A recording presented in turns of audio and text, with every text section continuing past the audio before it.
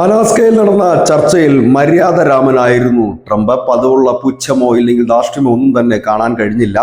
പക്ഷേ എങ്കിലും ഈ ചർച്ചയ്ക്ക് മുമ്പ് മാധ്യമങ്ങളും മറ്റു സോഷ്യൽ മീഡിയയും ഉയർത്തിയ ഹൈപ്പും PR വർക്കും ഒക്കെ പൊളിഞ്ഞടുങ്ങി എന്ന് തന്നെയാണ് പുറത്തു വരുന്ന വിവരങ്ങളും. ചർച്ചയ്ക്കെത്തിയ പുടിൻ അപ്രതീക്ഷിതമായി യുദ്ധവിമാനം പറത്തി അമ്പരപ്പിക്കുകയും US സൈനികർ മുട്ടുകുത്തി നിന്ന് റെഡ് കാർപ്പറ്റ് വിരിച്ച് സ്വാഗതമരുളുകയൊക്കെ ചെയ്തു. എങ്കിലും 3 മണിക്കൂർ നീണ്ട ചർച്ചയിൽ വെടിനിർത്തൽ ഉണ്ടായില്ല, ഡീലുകൾ ഒന്നും തന്നെ ഉണ്ടായില്ല. ചർച്ച അവസാനിച്ചതോടുകൂടി വീണ്ടും ചർച്ച ഉണ്ടാകും എന്നൊരു സൂചന മാത്രമാണ് നൽകിയത്. ഏവരും അത് പ്രതീക്ഷിച്ചിരുന്നതുമാണ്.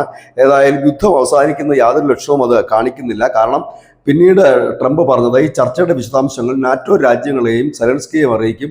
അവരുടെ കൂടെ തീരുമാനം അറിഞ്ഞതിന് ശേഷം മാത്രമായിരിക്കും ഇനി എന്ത് വേണമെന്ന് തീരുമാനിക്കുന്നത്. കാരണം പുടിൻ തന്റെ നിലപാടിൽ നിന്ന് ഒരു ഇഞ്ച് പോലും വിട്ടുവീഴ്ച ചെയ്തിട്ടില്ല എന്നുള്ളതാണ് മറ്റൊരു വാർത്ത പുറത്തു വരുന്നത്. അദ്ദേഹം ആവശ്യപ്പെട്ട പ്രദേശങ്ങൾ വിട്ടുതരാതെ യുദ്ധം അവസാനിപ്പിക്കാൻ കഴിയില്ല എന്ന് പുടിൻ തറപ്പിച്ച് പറഞ്ഞതോടുകൂടിയാണ് ഈ ഒരു വിവരം. ഇത് നേരത്തെ തന്നെ ട്രംപ് പറഞ്ഞിരുന്നൊരു കാര്യം തന്നെയാണ്, സ്ഥലം വിട്ടുകൊടുക്കുന്നതുമായി ബന്ധപ്പെട്ട്.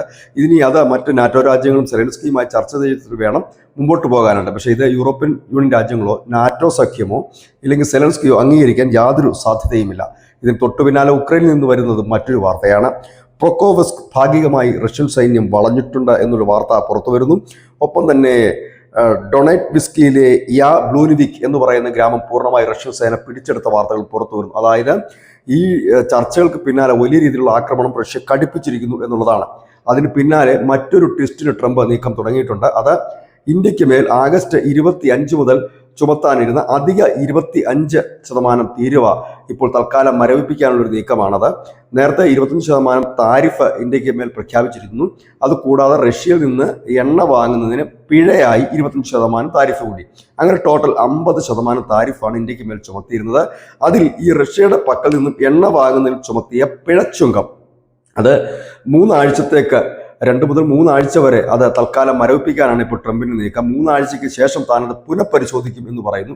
അതായത് ആകപ്പാടെ ഒരു പുകമറ സൃഷ്ടിച്ചുകൊണ്ടുള്ള ഒരു ചർച്ചയും കാര്യങ്ങളുമായിരുന്നു. ഏതായാലും കാര്യങ്ങൾ എങ്ങും എത്തിയിട്ടില്ല. ട്രംപ് ഏതായാലും ബോൾ ഇപ്പോൾ സെലൻസ്കിയുടെയും നാറ്റോ സഖ്യത്തിന്റെയും പക്കലേക്ക് ഇട്ടുകൊടുക്കുന്നു. ഉയർത്തിയ താരിഫ് ഏതാണ്ടൊക്കെ എല്ലാം മരവിപ്പിച്ച് നിർത്തുന്ന നിലയിലേക്കും കാര്യങ്ങൾ മുൻപോട്ട് പോകുന്നു. ന്യൂസ് ഡെസ്ക് ന്യൂസിന്റെ മലയാളം.